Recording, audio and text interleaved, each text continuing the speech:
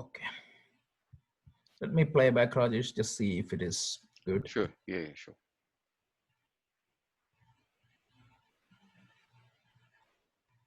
We can't hear it. You cannot hear it? No. Wow. So when I shared, I have to share with share computer sound.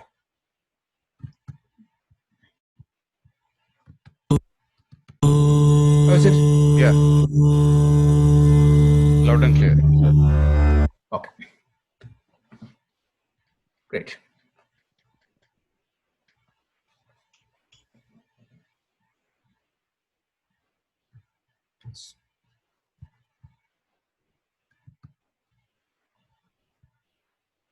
Namaste, Rohit ji. Oh, hi, Rajesh. How are you? I'm good, Rohit ji. How are you? Okay. Well, busy last week, huh? Oh, yeah. Last week was. This week is also going to be like that. These 2 weeks are going to be in a different schedule, like a different shift. So what do they do? They run in shifts or you have a different time zone? Different time zone. So I'm supporting a program in Hong Kong. So it will be early morning and late night. So unfortunately, usually we don't have to be there, but this is a critical transition point these 2 weeks. Yeah. So that's why we need to be in present in meetings. So practically last week, almost every day, 8 to 10. It is not that bad, but it was colliding exactly with our classes timing, unfortunately. So, But it was a Zoom or a conference call, right? You didn't no, actually everything is WebEx. WebEx, right? Okay. Corporates, they won't use Zoom. Actually, yeah, no, they won't. Yeah. Corporate, it is fully WebEx. Yeah. Good. Yeah. Yeah, it's hard. I remember when, as an infrastructure manager, 24-hour support. So now, typically, it won't happen to us because, and also we don't need to be online like this always.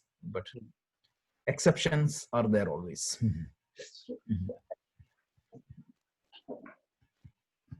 So we will give 1 more minute. How is everybody doing? Hi, Amisha. Hello, Bala. Hi, Nagi. Yeah, hi, Rajesh. Yeah. Hi, Gina. Hello. Everybody's doing good? Yeah. Yes, doing well. Excellent. I guess as good as can be staying at home, right? I think when it is winter, enjoy the winter. When it is summer, enjoy the summer. Like we all complained, right? You have to do a lot of commute and early hours. Now 24/7 at home. Enjoy that. I think today we are going to see a verse extremely relevant to this topic in the Gita. Okay, it's 5 o'clock. So let's get started. Let me play the prayer.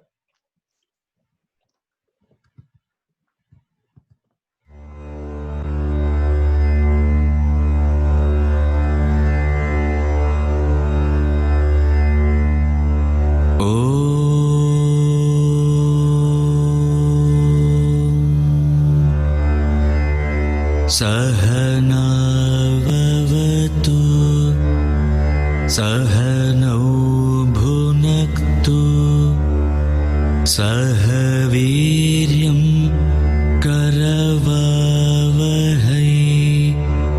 तेजस्विनावधीतमस्तु मा विद्विषावहै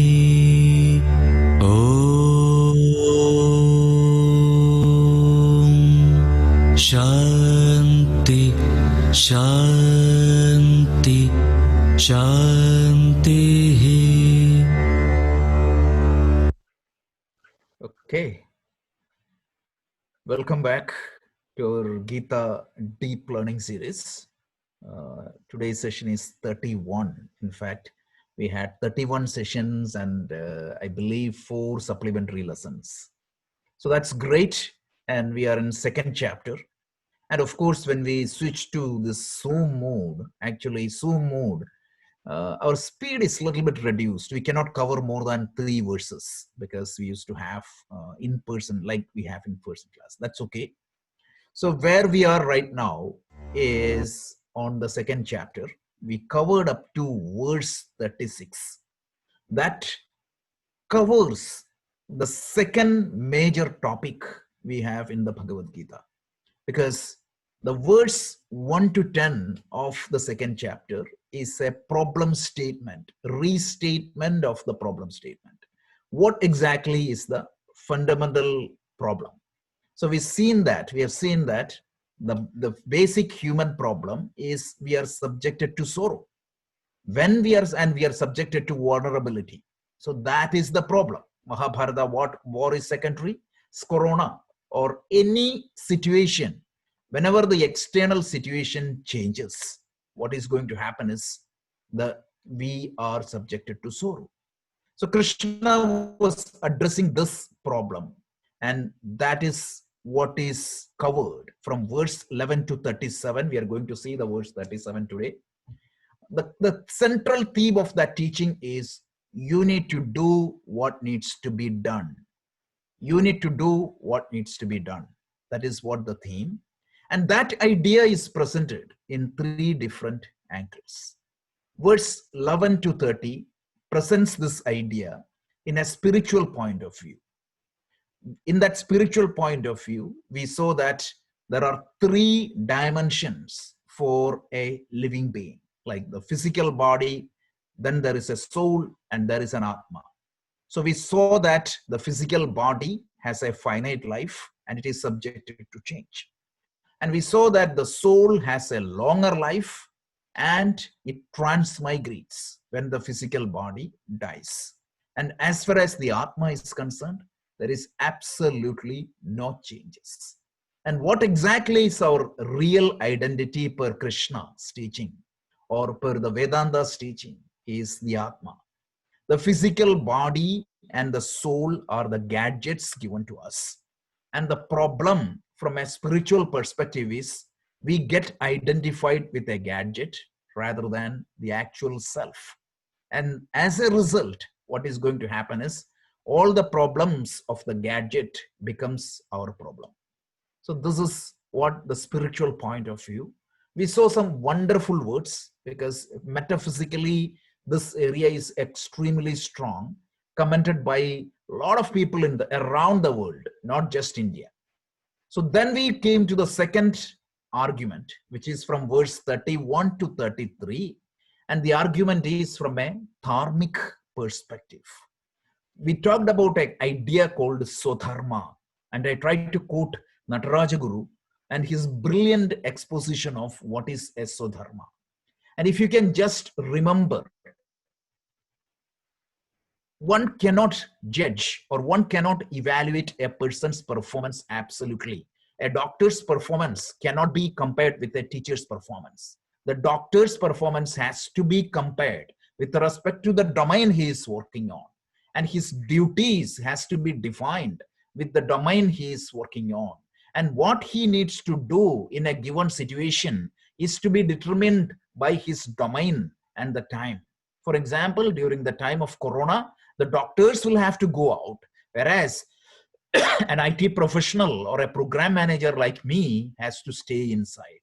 So if the doctor go and take my dharma, that becomes paradharma. So Krishna emphasized the point that everybody has to follow their swadharma. And Nataraja Guru gave a brilliant example. The merit of an orange tree is determined or has to be evaluated with the orange it produces, not with the apple. So that's very important. So that part we have seen. And as far as Arjuna is concerned, he was a warrior. And the swadharma of a warrior is to go and fight a dharma yuddha. So we have seen that. And the third point of view or the third dimension was from a worldly point of view. Because from a worldly point of view also, like what exactly your honor is going to be impacted if you don't do what needs to be done. your honor will be impacted. And also other people are going to talk a lot of things about you. But mind you, this is not the primary argument, because the first argument is from the spiritual side, and the second argument is from the dharmic side, and the third argument is from the laukika side. So in Sanskrit, we call it as Adhyatmika Drishti, and the second one is Dharmika Drishti, and the third topic is called Vyava, means the Laukika Drishti. So from these three angles, Krishna said, you need to do what needs to be done. And as a warrior, it is your duty to go and engage a Dharma Yuddha. So this is what we saw so far. So with this, let's go to the next, because the next couple of verses, 37 is going to be a transition verse or a recap of all these three different point of views. And then he is going to transition into the next topic, because so far I talked about what needs to be done. And now I need to tell you how it needs to be done. So far I said what you have to do, your duty, that is the what. And then you have to tell how you need to perform your duty. And that is the topic we are transitioning into. Again, the second chapter is a summary. All these topics will be elaborated in the later chapters. Any questions? Have you got the organization? Because this slide is so important, because when you study the second chapter completely, we need to summarize the entire second chapter in one slide, because that is how you try to understand that whether you got the idea or not. Any questions? Okay, so then let's go to verse 37. I would request Anu, if she is on the line, please chant, Anu. Yeah. Listen to the live chanting. Hato va prapsyasi swargam jitva va bhokshase mahim tasmad uttishta kaunteya yuddhaya krita nishchayah. Beautiful verse again. Hat means it is a culmination of these three different point of views. We have seen an Adhyatmika Drishti, we have seen a Dharmika Drishti, and we have seen a Laukika Drishti. So this is a culmination or a sum up of everything we said. Krishna is saying, Hatva va prapsasi swargam, jitva tva bhokshase mahim, tasmad uttishta kaunteya, yuddhaya krita nishchaya. Hato va prapsasi swargam. If you get killed when you follow your Swadharma, then what did we hear? Like you will get into a higher or a better experience in life, next life. So from a soul perspective, from a subtle body perspective, from a transmigration perspective, your next experience is going to be really good. So this is quoted by Yajnavalkya Smriti, and it, according to our Dharma Shastra, when you do your duty, and if you cannot succeed, and if you get killed, or even if you do not get succeed, the drishta phala or the immediate result may not be conducive, but your adrishta phala or the karmas will be extremely positive. So hatva va prapsyase swargam. Then jitva tva bhokshase mahim. Suppose there are two alternatives for a war here. Either you will win the war or you will lose the war. If you will lose the war means you will get killed. So if you get killed in this war, to Arjuna, Krishna is saying, a better experience is waiting for you in the next life. That is guaranteed according to the law of karma. But in case if you win the war, what is going to happen? You can rule this country as a victorious person. Remove Arjuna and substitute a doctor or a healthcare professional or a cop or a volunteer fighting against corona. Let's say that if he cannot succeed, definitely means a better life experience is waiting for you. And if you win, what is going to happen? You are defeating your enemy here. So this is true in every situation. So that's why either or you will be victorious. When you follow your dharma, and whatever happens in that course, it is going to be beneficial. That's why Thiruvalur tells, Dharmam talai kakum. And that is why Mahabharata tells, Dharmo rachati rachitaha. So follow dharma, whatever happens, guaranteed you will be protected. So from the 3 point of view, hato va prapsasi surgam, jitva va phokshasi mahim, tasmad ushtishta kaunteya, yuddhaya krita nishchayaha. Therefore, get up, Kaunteya, O son of Kunti. Yuddhaya krita nishchayaha. Determined to do your duty. That's it. Get up and determined to do your duty. That's it. It's not a call for war, but it's a call for your swadharma. Please understand that. Nataraja Guru, in his commentary, make it very clear. It's not a call for the war. It is a call for doing your duty. Means either way, like when you follow your dharma, when you follow your duty properly, you will be always victorious. Sometimes the drishta phala may not be conducive, but definitely your adrishta is going to be at most conducive. From the 3 point of view we saw, we need to do our swadharma, and when we do the swadharma, sometimes we may not succeed, but that's okay. Still, it's better to do the swadharma. So let's see. So there are 2 sentences. One is, if you get destroyed or if you get killed, you will gain heaven. And in our Puranas, in our literature, it is known as Veera Surga. So destroyed, you will get heaven. Victorious, you will enjoy the world. So either way, you are going to succeed.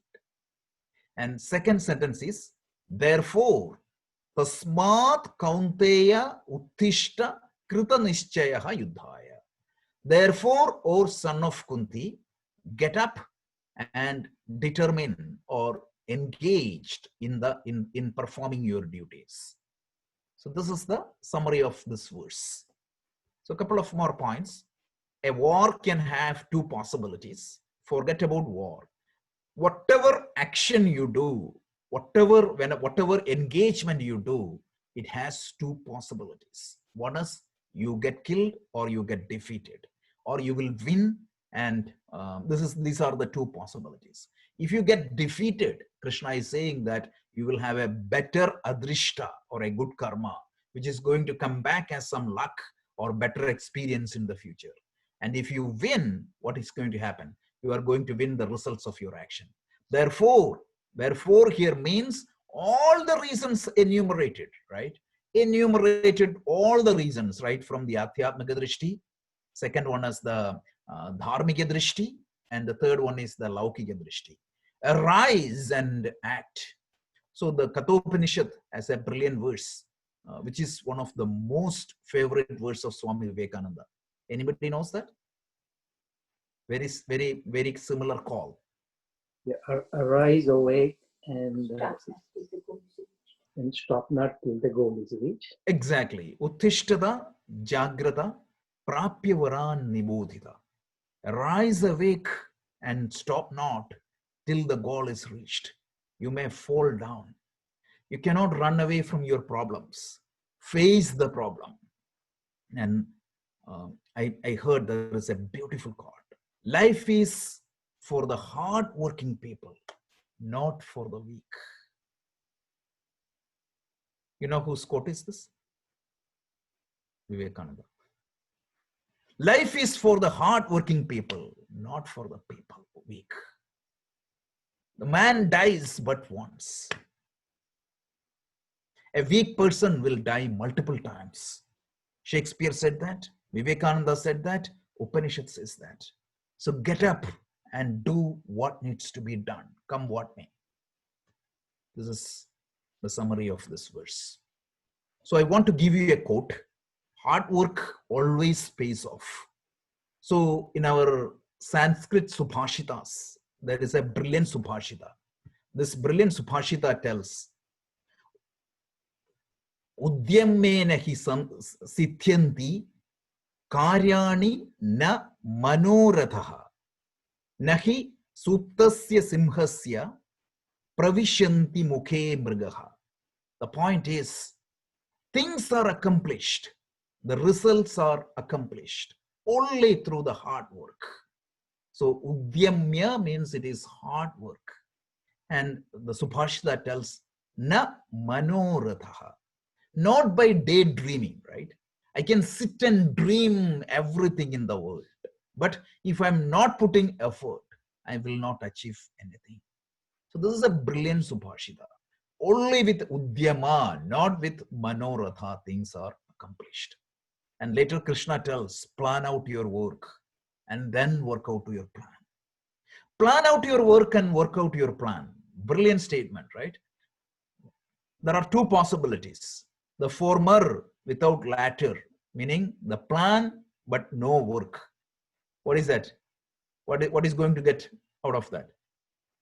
If you just plan and not no work, it's a sheer waste of time. And what about the latter without the former? You just work but no planning. It's an unproductive confusion. So once again, plan out your work out your plan. The former without latter is a waste of time. And the latter without the former is an unproductive confusion. This was a favorite quote of Steve Jobs, by the way. He often used to quote this verse. So again, coming back to the example, only with hard work, not with daydreaming, things are achieved. And the Subhashita gives a brilliant example. Samkhya means a lion.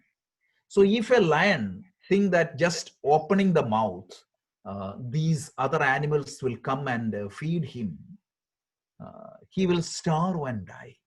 That's what the thing is. Nahi suttasya means only by hard work and hunting, a lion can appease his hunger. Not by just opening his mouth and expecting that the other animals will come and enter there. It won't work. So I thought this Subhashita is wonderful in this context. Anybody heard of this Subhashita? Yeah, I did. Nice. That sounds good. Excellent. Okay, so that's what the verse 37. So now let's go to verse 38. Anu?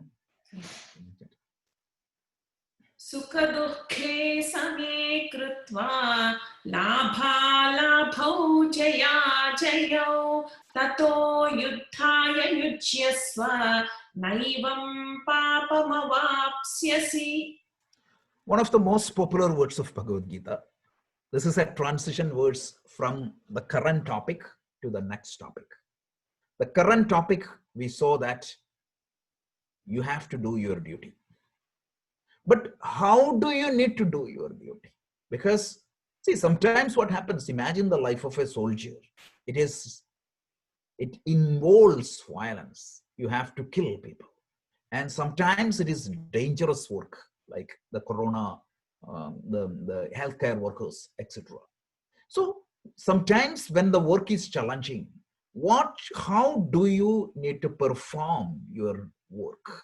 So he tells, Sukha dukhe same krutva. So sukha is pleasure, dukkha is pain. So you have to take equanimity. You have to develop a skill called equanimity. Sukha dukhe means when you get some happiness or pleasure, what do you go? You go on the top of the world.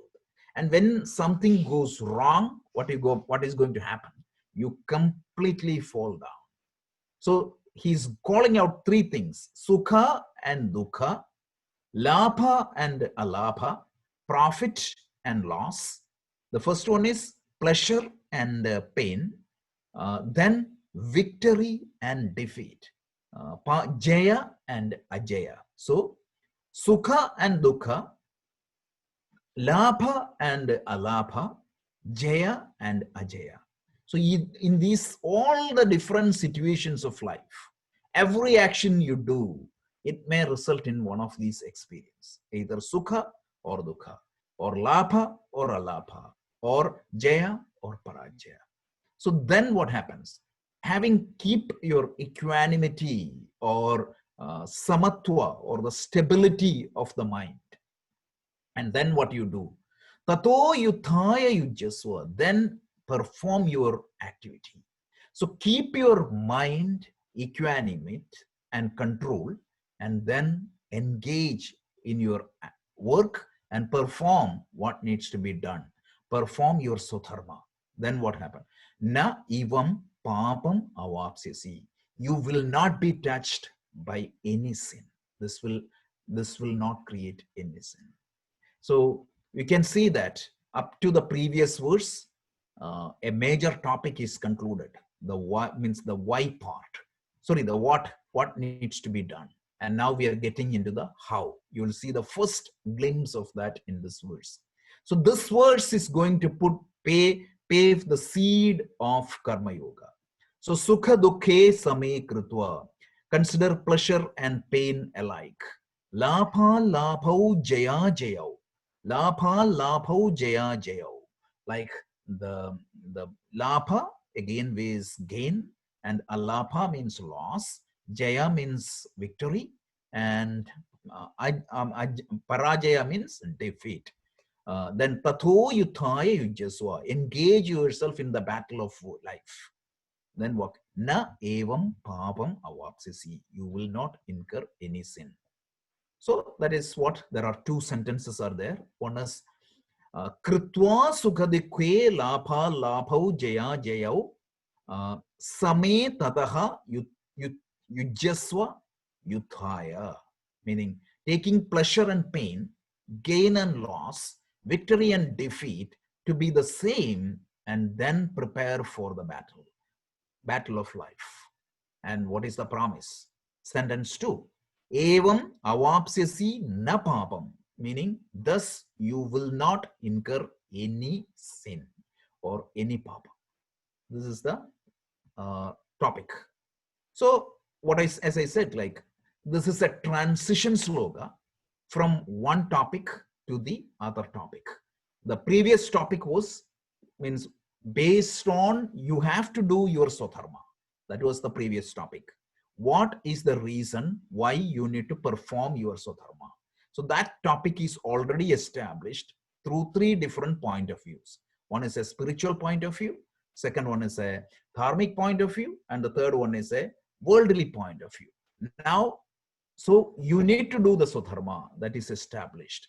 So then how you need to perform your swadharma? And Krishna is saying that you have to perform your swadharma in a spirit called Karma Yoga. So a new topic is introduced. And the glimpse of the Karma Yoga is given, right? Pleasure and pain has to be taken with an equanimous mind. So that doesn't mean that when the pleasure comes, don't laugh, and the pain comes, no, don't cry. But your emotional state has to be completely in your control. Mind you, the emotional state, it is okay to cry, but what happens? It is okay to have anger, but it is okay to have anger, but it is not okay if the anger has you. It is okay if you have sadness, but it is not okay when the sadness has you. It is okay if you are happy, but if happiness has you, it's a problem. So that's why Krishna is saying that there is a threshold, there is a limit in with which your emotions can go. It's like when you drive the car, you can take the speed as much as within the speed limit, because it is for your safety and it is for the other people's safety. Like that, your emotional state cannot go out of control. That is the key message of Karma Yoga. Karma Yoga is entirely a psychological topic also, because the entire psychology of the Gita is based on raga and dvesha, likes and dislikes. These are 2 technical terms often used in the Gita, meaning raga means my like. Anything you take in the world, right? You may have a like for it, or you may have an unlike for it, and you might be indifferent about that. And mind you, these indifferent things will not create a psychological reaction or an emotional response in you. So Corona, when it came in, I was giving the example the other week. When the Corona came to China, yes, we were sympathetic. But it didn't create an extreme emotional response in you. So the extreme emotional response in me will be invoked when the action I am engaged in has some raga or dvesha. For example, I really want to clear that interview. So my raga is that job. Dvesha, what I wanted to avoid is failure. I cannot afford to fail there. If my raga succeeds, I'm happy. And if the desha succeeds, I'm angry, I'm depressed. So can you understand how the psychology of Gita is defined? So the situation, any situation can invoke, means your attitude could be three different attitude. One is, it could be raga, or it could be dvesha, or it could be completely indifferent. And then we came to see that indifferent state will not create extreme emotional response in any individual. Extreme emotional response can be created in an individual only when I have raga and dvesha. And another problem is what? What I need to do or what I'm doing at a given point of time is entirely determined by the raga and the dvesha. For example, imagine that your child tomorrow has an exam or a detailed interview, and then you saw that, okay, there is a cricket match going on the TV. It's a confusion. What I need to do is sit and prepare for that exam. And what I feel to do is what? Go and watch the match, isn't it? The kids, the Snapchat is on or the Instagram is on. Whenever they hear a beep, their attention is moving away from their studies and going there. So there is a raga for that Instagram or that social media message. And what happens? It pulls you away from what needs to be done. So Gita's psychology or the Gita's karma yoga is going to train you in such a way that it is okay to have the raga dvesha. Mind you, Gita is not going to tell you that raga dvesha is bad. Absolutely not. Gita is going to tell you that yes, every individual has raga and dvesha.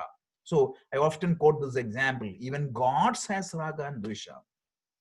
If you take Krishna himself, he had raga dveshas, right? He always used to wear the yellow clothes, and he always used to play flutes. He always liked to dance, so that was his raga. But that raga dveshas were not impacting him from what needs to be done. That is what a shift has to happen. Typically, people follow what they feel to do. And what Gita is telling, that it is okay to have that feeling, but you have to have control over your emotions and thoughts in such a way that when there is a conflict between what you feel to do versus what you need to do, you're following the dharma. Dharma means dharma and adharma should be the cause for selecting what needs to be done, not the raga dveshas. If the raga dveshas are aligning with that dharma, well and good. But if the raga dveshas are conflicting with dharma, go with dharma. So what needs to be done will take priority over what feels to be done. On a high level, have you got that idea? This is the approach of the Gita. And a lot of psychologists has appreciated this, because nobody is saying that raga dveshas are bad. So Carl Jung, the famous disciple of Sigmund Freud and one of the noted psychologists in the modern world, he used to get wonder like seeing this statement. So this is the idea of karma yoga. It's getting started. So let's go a little bit more detail. So the idea, why means, so sukha, the whole idea of this verse is the samatvam or the equanimity or the control of that mind. Means when you say equanimity, means that it is not a monotonous single state. It can vary, but that variance should be within the control limit. There is an upper limit and there is a lower limit. It cannot go beyond that. That is what it is said. So this is means a lot of research has happened in the modern world on this particular topic. So it is found that equanimity of the mind alone can sustain one from all the all the problems of life and the purges of the mind. This is very important. I'm going to show you a scientific discovery. And then this attitude of the mind is going to give you an extra aura in your any achievements. And if you have this attitude, what is going to happen is the work you perform, otherwise you may get ordinary success, it transforms itself into an inspired achievement. See, if you are engaged in the work with a self-forgetful attitude, with a controlled mind, what is going to happen is ordinary success can be heightened to an extraordinary achievement. That is the promise. And this, the technique of bringing the mind and intellect into a condition of steadiness or the stable state is collectively known as yoga. Okay, so this is the term yoga. So if you have heard the word yoga, this is one of the very good meaning of yoga. So the techniques by which your mind can be brought into a condition of steadiness is called yoga. Yogaha samadhihi. That is the definition, verse 53. We are going to see that definition. Yoga Sutra, the first verse is going to give that. So this equanimity of the mind is extremely important, and Krishna is going to introduce a topic called yoga. So that yoga is going to help us to understand this technique. So this yoga, meaning the how part, is just getting introduced, and we will see this in the next few verses up to 52. So a high level introduction is given in the second chapter, and chapter 3, chapter 4, chapter 5 is completely on this karma yoga, and chapter 6 is upasana yoga. So when you call yoga, it is combined definition of karma yoga and upasana yoga. And then it's success of life. This is a quote. Actually, I don't know who said this, but success of life is nothing but the capacity to face the failure. Somebody nicely said it. Success of life is nothing but the capacity to face success and failures. A lot of people cannot face the failure, and guaranteed they will not succeed, because some point or the other in their life, they have to taste the failure. Everybody will have to taste the failure at some point or the other. And the human revolution starts with the achievement of this balancing of the mind, because it is a shift in the evolutionary state of the human being, because a lot of scientific researches went into this, because you can see, right, the human brain's evolution from a reptilian brain, the brain got evolved into a mammalian brain. And from a mammalian brain, it got into a human brain. When it got into a human brain, we had wonderful, wonderful capacities. One beautiful capacity of this human system is called thermostasis, ability to maintain the constant temperature of your body. Like that, human brain shows some capacity. What is that capacity? Typically, an animal is, when there is a situation, what happens? A response is programmed. So the human brain has the wonderful ability to put a pause between the sensation and the response. And this is the skill. It is neurologically, it is called basal ganglia. You can Google it. You will see this particular part of your brain can be developed further, and you can build this capacity of this equanimity. And the Gita gives a remarkable stress on training the human mind in this direction. And if you want to achieve freedom, freedom in action, freedom in relationship, and freedom in your interactions with the world outside, this is an absolutely mandatory skill. So I gave a reference here. You can say this is a scientific study, which means a neurological study, which is going to prove this case, because the human brain has that capability. And a lot of scientists, Gray Walter, one neurologist on the beginning of this century, he differentiated the human being as the one who has this capacity. And in the actually in the positive psychology, what they call as, means, I don't know whether I quoted a book called Learned Optimism the other day, right? I think we have that in our library also. In this Learned Optimism, I believe that it is in the chapter 8. Dr. Seligman introduced a concept called ABCD technique. How to change your pessimism into optimism. And one of the skill or one of the technique he mentions in that book is called ABCD, E, in fact. So A means whenever there is an adversity, he tells that you have a belief regarding that adversity. For example, your boss didn't smile at you. What happens? You have a belief. Why didn't he smile at me? And that belief is going to create the consequence in your mind. So what Seligman is saying is that if you have the skill to understand that you are responding to this belief and you are able to monitor that belief, then you will be able to change it. And when you change that, what the technique he's saying is D, which is dispute that belief, because 80% of the time that belief is not correct. So A, B, C, D. A is an adversity, B is a belief, C is the consequence, D is the dispute. So when you understand the belief and dispute the belief, what is going to happen? The consequence will be entirely different. And that is what is going to lead you to the energy level in you. That is what is E. Means if you have read, at least read that portion. It is extremely useful. He's giving a lot of exercise to train optimism in your children, in your spouse, in you. A lot of exercises are given. So it's a good reference. And this is exactly fit with this particular topic. Anybody had a chance to read that book, by the way? Okay. So at least if you can read that portion, it is going to help you a lot.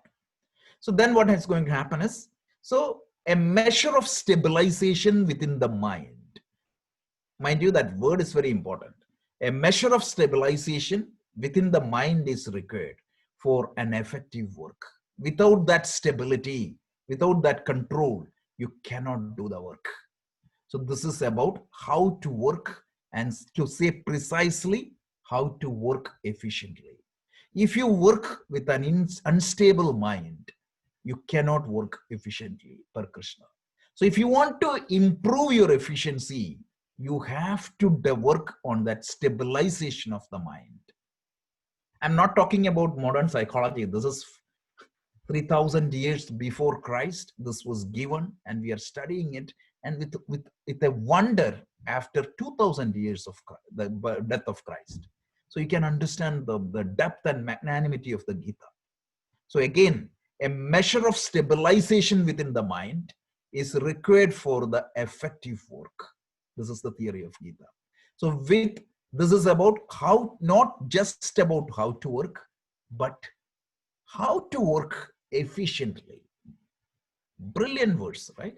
And then remarkable work output is possible when that inner stabilization happens. Something called mental equilibrium. And that is the goal of Karma Yoga. Again, remember the sequence. You are supposed to do your Swadharma in a given condition.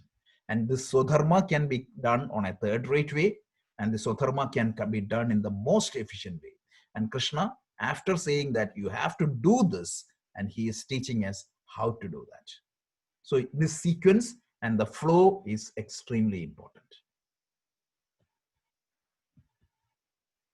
So this is what it is. So be balanced in Jaya and Ajaya, victory and defeat, Lapha and Alapha, gain and loss, and Sukha and Dukkha. Any questions before we go to the next verse? Wow, everybody is quiet today. Rajji, I had a question. Of course, Arnabji, please go ahead. So to this, the equanimity, Yeah. It's very proper as a philosophy, and very it's very right also. But how do you actually do it? The first sign of sorrow uh, totally disrupts your Yeah. equanimity. That's what the next upcoming verses are, right? So this is just started. So we are starting, and please give attention. And this is what is going to be taught. More details on 3rd chapter, 4th chapter, and 5th chapter. So almost 120 verses are dedicated for this 6th chapter. So a set of practices are given, but it is just introduced in this verse. So as I said, right? So you have to do your duty. How you have to do? You have to do this in this way. So Krishna is a good marketing man also, right? On verse 40, he just marketed this much better. He says that if you don't do this, this is going to happen. So this is just a glimpse, a trailer. So actually there is a sequence is defined. So I'll put a chart and publish for all of you once we cover the chapter 3. These are the steps you have to do to develop emotional intelligence. If you remember last summer, we planned a workshop called emotional intelligence. Somehow that didn't happen. We did everything except that. And that workshop is exactly the same. In the modern world, there is a pioneer called, who is the pioneer in emotional intelligence in the modern world? Daniel Goleman. Exactly. So all his techniques align with this teaching. So I think, Onabji, like since you work in corporates, right, your company, how much they emphasize on emotional intelligence? If you have, means all the leaders will go through emotional intelligence training once at least in their lifetime.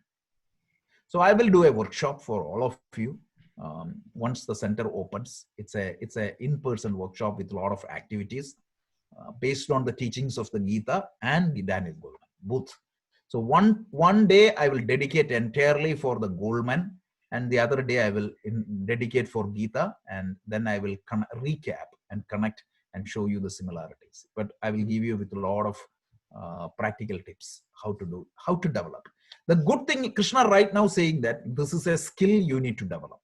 And then the good thing is that what? Some people are blessed with this with their birth, like some people are by birth a lot of emotionally intelligent. And some people are extremely emotionally unintelligent. But the good thing is that you can, it's a learned skill. You can always learn it. And how to learn it, that is what the Karma Yoga is. So Karma Yoga is a revolution in the spiritual history of the world, because no scripture in the world, meaning, gives this idea so brilliantly like this. So let's pay a lot of attention to Karma Yoga. And so far what we have seen, it can be experienced, even though you can have a theoretical understanding of that. It can be experienced only later point of time in our spiritual journey. But what we are going to do from now onwards, you can practice now, here and now. So that is the beauty. So let's go to the next verse, 39. Anu. एषा ते बृहिता साङ्ख्ये बुद्धिर्योगे त्विमां शृणु बुद्ध्या युक्तो यया Partha कर्मबन्धं प्रहास्यसि. It's a beautiful verse. Again, it's a transition verse. So today it's a transition from whatever we have seen to the Karma Yoga. So Karma Yoga begins. That's what it is. Esha te apihi ta sankhya. So far, Krishna said, I have been telling you Samkhya. Samkhya here means the knowledge, the what needs to be done. This cannot be, please don't take this as the Samkhya Darshana of the Kapila Maharshi. Here Samkhya, the word means logical reasoning. That's all. Because the word Samkhya came from, Sankhya means numbers. So if you say 1, 2, and 3, what would be the next progression? Everybody knows that it is 4. So Samkhya is like that. Therefore, so if you say 1, 3, 5, you know that the next is 7. Because there is a sequence, there is a logic. So that is why that particular thought is known as Samkhya. So Krishna is saying that so far I have given logically that you need to do your Swadharma. I use the spiritual angle logically, and I use the dharmic angle logically, and I use the laukika angle logically. And now listen from me, buppir yoge timam shruno. Now you listen to from me the teaching called about yoga. So buppir yoga, so means the knowledge. Buddhi here means knowledge about yoga. So you hear from me, so far you heard Samkhya means the knowledge. And now you listen to me the details about yoga. Very important. So from Samkhya, we are moving to yoga. Rajaji, what's the difference between Gyan Yoga and Samkhya? Samkhya, it's the same. Jnana yoga is Samkhya because yoga of knowledge is in this particular context is known as Samkhya. And now we are going to see karma yoga. So yoga on a high level can be seen as Samkhya means Jnana yoga and karma yoga. Every other yoga is folded into karma yoga, whether it is bhakti yoga, whether it is upasana yoga, whether it is karma yoga, the so-called karma yoga, all these will come under karma yoga. So on a high level basis, it is known as karma yoga. And what is the purpose of that? Because Samkhya, the purpose is to give you knowledge, whereas the yoga's purpose is to gain a pure and a stable mind. Remember, that is the sequence we have been using throughout. In your spiritual journey, the first step is gain a stable and a pure mind. And what exactly is the practice you need to do for that? Yoga. And once you gain a pure and a stable mind, you need knowledge, because knowledge is a means this Vedanta is a means of knowledge to help you to understand yourself. But for that to work, there is a prerequisite, and that prerequisite is a stable and a pure mind. So Esha te pihita Samkhya. So far I talked to you about the knowledge part, and now I'm going to talk to you about yoga, which is going to give you a pure and a stable mind. Buddhya yukto yaya partha. So if you endowed with karma yoga, with these teachings, buddhya means with this knowledge. So if you engage in this practice, what is the benefit? Karma bandham prahasyasi, the bondage of karma. You will be completely freed from your mental impressions. The mental impression is what is going to make your mind pollute, and the mental impression is what is going to make your mind unstable. So basically, Krishna is saying that so far I talked about the knowledge. Now I'm going to talk about yoga and the benefit of practicing this yoga. Look at him. First sentence is giving the benefit. Without understanding the benefit, even a fool will not do anything. He knows that. So if you practice, you will be free from the bondage of karma, from the bondage of all the vasanas. So that's what it is. So let's say that Esha Vritti Sankhye Abhihita Te. So this wisdom with reference to self-knowledge has been discussed to you so far. That is the first sentence. And the second sentence is what? Tu shruno imam buddhimatam yoge yuktaha yaya buddhaya prahasyasi karma bandham partha. So now listen also the wisdom of yoga, endowed with which you will get rid of the bondage of karmas. So that's very important. So far, the Lord has talked about the whys, why one should perform Swadharma from different point of views. And Samkhya here refers to the knowledge.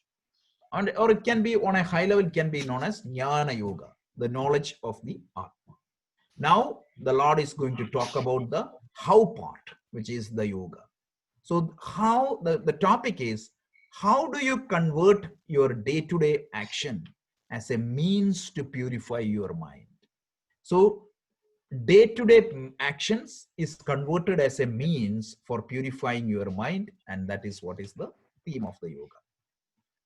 So the scope of the Samkhya, so far we have seen, right? The subject matter of the Samkhya is a knowledge. It discriminates what is real and what is not real. Real, the definition is what? That which is not subjected to change at 3 points of time. And we saw that the reality is Atma, Ananya Abadidam, right? Ananya Atishtanam is Atma. Atma is not dependent upon anything, and everything else is dependent upon Atma. We saw that, right? And then every step of unfoldment was based on logic. So we saw that the body is Deha, is subjected to death, whereas the one who indwells in the body, Dehi, and the Dehi can be of two types, means Dehi can be of soul, or Dehi can be Atma. And if you refer Dehi as soul, that soul will transmigrate. And if you talk about Atma, nothing will happen. So it was a very logical explanation. And this is what is known as Samkhya. And the Samkhya can remove the ignorance about the Atma and help you to identify with your true identity. But the problem is what? Even if you know that, it has a prerequisite, right? So the other day I gave you the example. Any means of knowledge to work, there is a prerequisite. And that prerequisite varies from means of knowledge to means of knowledge. For example, if you use your eyes as the means of knowledge, you need to make sure that there is enough light. If the light is not there, you will not see an object. So if the Samkhya is used as a means of knowledge, the prerequisite is the mind should be pure and the mind should be stable. Chitta Shuddhi and Chitta Sthiti. And how do I gain this Chitta Shuddhi and Chitta Sthiti is the scope of yoga. And once I have the Chitta Shuddhi and the Chitta Sthiti, the Samkhya can lead you to the highest possibilities of life. So you understand this. This is very important because this Karma Yoga, right? The scope of Karma Yoga is vast, and number of topics and number of practices can come under the topic of Karma Yoga. The Bhakti Yoga or the prayer, the meditation, the Dhyana Yoga, and the so-called Ashtanga Yoga of Patanjali, everything come under the scope of this. And this yoga is a discipline that help you to gain certain composure and certain mastery over the opposites. Basically, just understand Chitta Shuddhi and Chitta Sthiti. And this composure or this stability of the mind and the purity of the mind is an absolute must-have for gaining knowledge. So even though Jnana Yoga is the direct means for liberation, without Karma Yoga, the Jnana Yoga cannot work. Those who attended our Atma Bodha session, the first session itself, Shankaracharya made it very clear. Shankaracharya said that the direct means of cooking in a cooking process is the fire. But the fire cannot cook the food without the vessel, without the water, nothing. So the vessel and the water as the supporting means, whereas the fire is the direct means of cooking. Like that, yoga of knowledge or the Jnana Yoga or the Samkhya is the direct means for moksha or the highest possibilities of life. But without Karma Yoga, the Samkhya will not work. So it is extremely important. Yet nobody can skip Karma Yoga. Whatever is your lifestyle, you cannot say that I'm a sannyasi, so I'm not following Karma Yoga. It is not possible. The lifestyle can be different. There is a choice always in your lifestyle. In Sanskrit, we call it as Nishtha, but there is no choice in the steps. The Karma Yoga is mandatory and Jnana Yoga is mandatory. And also, I really wanted to make it very clear that people always say that in Kali Yuga, you don't need to do anything. You don't have to follow the Jnana Yoga. Karma Yoga or Bhakti Yoga can give you the moksha, which is completely wrong. This is the misrepresentation of the Vedic teaching. Vedic teaching is very clear. The Karma Yoga, what is the purpose of Karma Yoga? It can give you the purity of the mind. It can give you the stability of the mind. What exactly is the technique or the exact yoga you use in Karma Yoga? It varies from person to person. Like It can be Hatha Yoga, it can be Pranayama, it can be Bhakti Yoga, it can be Dhyana Yoga, it can be Kundalini Yoga, anything. But any of that yoga, it can accomplish only one thing, which is the purity and the stability of the mind. Patanjali in his Yoga Sutra makes it clear, and Bhagavad Gita makes it very clear. So I don't know how this confusion happens. A lot of people think that Karma Yoga can give you direct moksha, which is wrong. Only knowledge can give you direct means. And in Atma Bodha, it is very well discussed by Shankaracharya. So let's give one more topic. So Krishna praises Karma Yoga, and he tells that it's as important as Jnana, right? Karma Yoga is not something less than Jnana Yoga, because without Karma Yoga, Jnana will not take place, or the knowledge will not take place. So to create certain value in Karma Yoga, Krishna praises Karma Yoga. And Krishna is telling that the knowledge of the Karma Yoga, it is going to remove the bondage of karma, because it is due to the mental impression, impurities of the mind, and the turbulence of the mind. And that is what is illustrated by Karma Bandha Prahasyasi. The Karma Yoga will help you to reduce the pressure of our mental impression on our mind. Because typically, Arnabji, your question itself, right? Typically, what I feel to do versus what I need to do happens because the pressure of the feelings will come on me, right? When I see something, the cricket match, what happens? The pressure of my feeling, the liking of the match will come and pull my mind away from what needs to be done.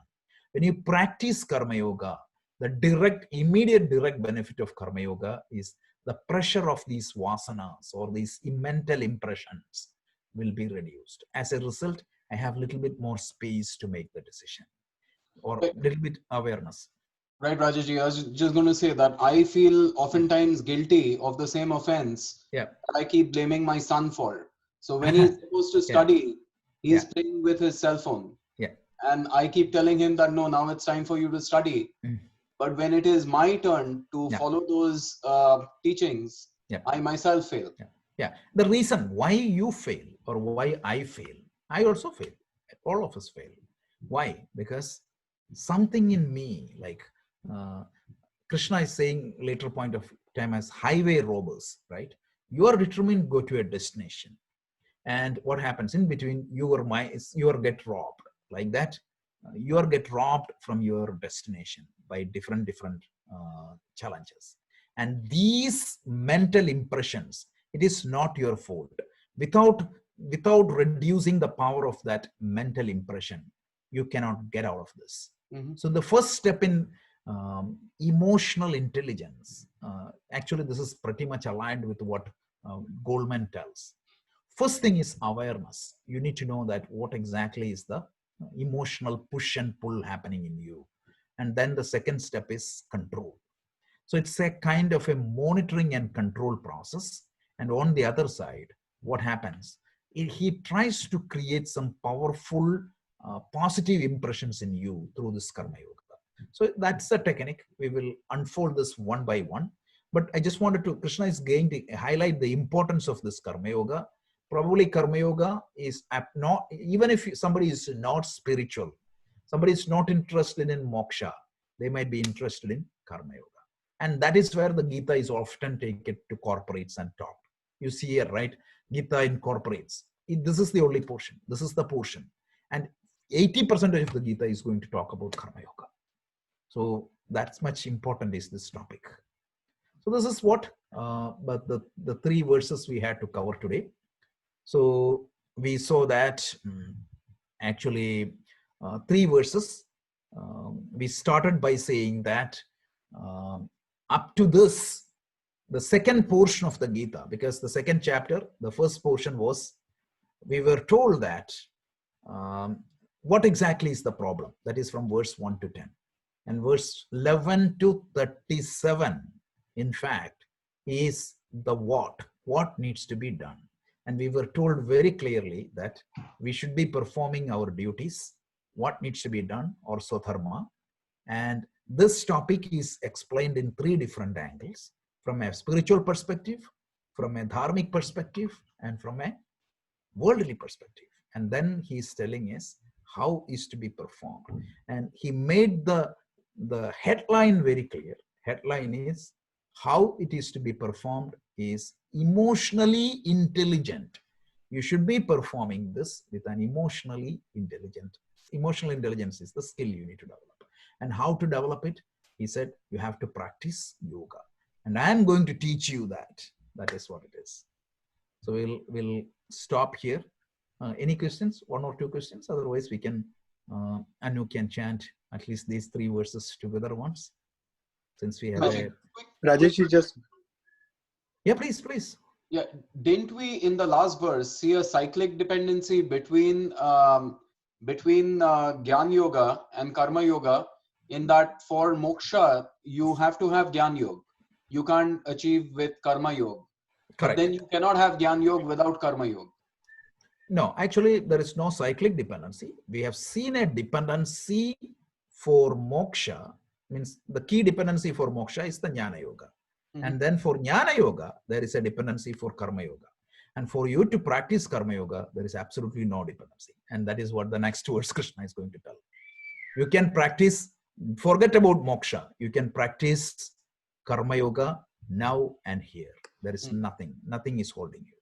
So it's not a cyclic dependency, but the highest goal, it's like PhD, means you have a dependency of masters. And the masters may have a bachelor's. And the bachelor's, you have a high school. But eventually it comes to the kindergarten, there is no dependency at all. Anybody can go like that. Karma Yoga is the entry point. One more question was there, right? Who was there? Yeah. I forgot. Rajesh, this is Sanjay. Hey, Sanjay. How are you? Good. One thing that we were talking, I think in the last session, to start the chanting practice. I mean, like, are we thinking about that, like, to utilize this summer? Absolutely. Means let me talk to Anu, and let's see how many of you are interested. Put that in the group, and then I'll work with Anu, and we can do that. I think it is amazing to learn chanting. As I said, like when you chant, and if you can close your eyes, and one meditation I do personally is close my eyes and listen to the chanting of Gita. It's such a wonderful feeling it creates, right? It's so amazing to have that feeling. So I request you to learn the chanting, or at least listen to the chanting of Anu or somebody. A couple of CDs are there. I don't know which source you use. I can put a couple of audio recordings. The 2 I like is, one is Swamini Satyavratananda ji, and another one is Swami Brahmananda ji of Chinmaya Mission. Means one is Chinmaya Mission, the other one is Arsha Vidya tradition. And this tune, what we chant here, I like. There is a lot of other tunes are also there, but this tune has a beauty. It's really good. Sure, thank you. Rajesh, I have a question. Yeah, please. About the Karma Yoga removing the bondage. How is that different from the moksha itself? Okay, so by bondage means the pressure of my impressions. So even if your mind is pure and stable, if you are ignorant about yourself, still you will not have moksha. So the example Vivekananda is giving is, right, in the Yoga Sutra commentary, is like a lake which is dirty and turbulent, and a diamond is lying under the pond or that lake. So the first step is clean the lake, all the dirt is going to go, and then make the lake calm. But still, if you don't know that the diamond is lying under the pond, you will not be able to find it. So that's why you need some knowledge which tells you that what you are searching lies here. So at that point of time, the self-inquiry means trying to understand who am I, it is going to work. But before that, it will not work. The freedom from the bondage of karma is the eligibility to transfer this paroksha anubhuti into aparoksha anubhuti. That's it. So that's an easy part, in fact. Means the knowledge part is very easy. The complicated part is the yoga. So out of the karma yoga is more complicated compared to the jnana yoga. Because jnana yoga, it's easy. We all can understand theoretically right now.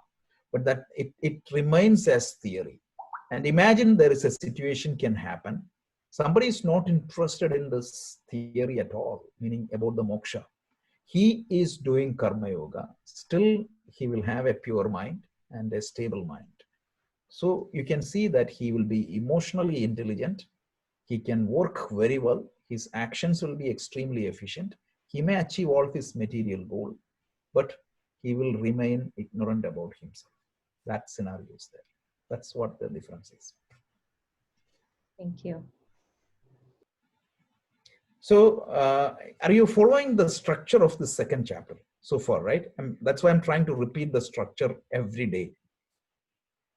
The key topic and how each of these topic, how this flows. Because one way to make sure that our Gita study is meaningful and fruitful is making sure that we are following the sequence very diligently. It has to be connected. Every verse has to be connected to the other verse. And every chapter, you need to know what exactly is the theme of that chapter. So the Hindi lecture we are having, because of the public demand and because of the size, because in India, it just got exposed to a lot of people, and it's more than 500 people are attending that. So when you have 500 people in a conference, you cannot go a study like this. It's impossible, especially with the online media. So what we are doing is, because people's understandings are different, and also people come and go different time. So if a systematic unfoldment may not be possible when the group size is more than 30, it's impossible.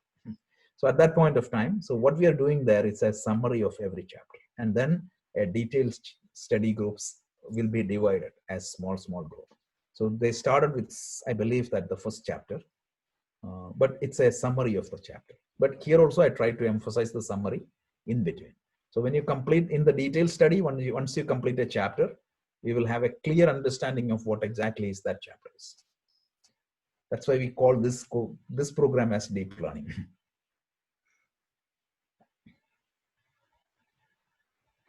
Okay.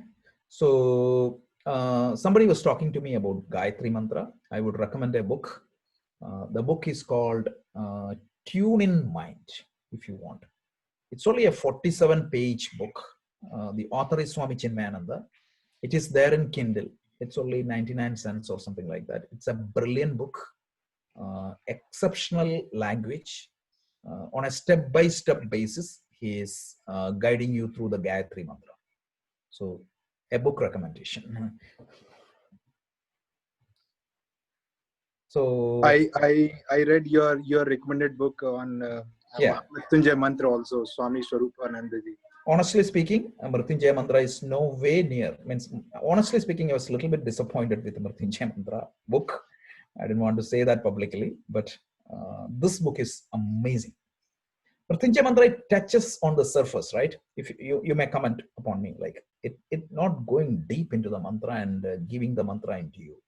It just touches on the surface. But this one is really good. It addresses the point. Yeah. Sure, we'll order that.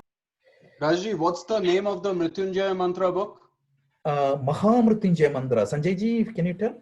Yes, I will share that with all. I mean, I went through that, and now Rajesh ji is saying about Gayatri Mantra. I'll go through that one. Yeah, I'll share one book every day, and I'm studying a book called Atma Upadesha Shatakam right now. It's a Malayalam book, but I will amazing book, 100 verses on revealing the nature of self. I'll bring some of the important points there, but it's amazing. It's composed by Srinarayana Guru. That's the book, spiritual book I'm reading. And there is another interesting book for those who are interested. This book is known as Roar of the Ganges. Roar of the Ganges. It is written by Swami Tadatmanandaji. His spiritual experience, how a Caucasian from Milwaukee turned into a Advaita Vedanta monk. Brilliantly narrated. So this book is called roar of the Ganges. So this lockdown always gives you an opportunity, right? Means I said, like, when it is rain, enjoy the rain. And this is quiet time. This is the time to read. And so the beauty of the reading is it will enhance your the depth and the breadth of your thinking. Yeah. It is not just it is applicable to almost everything you do.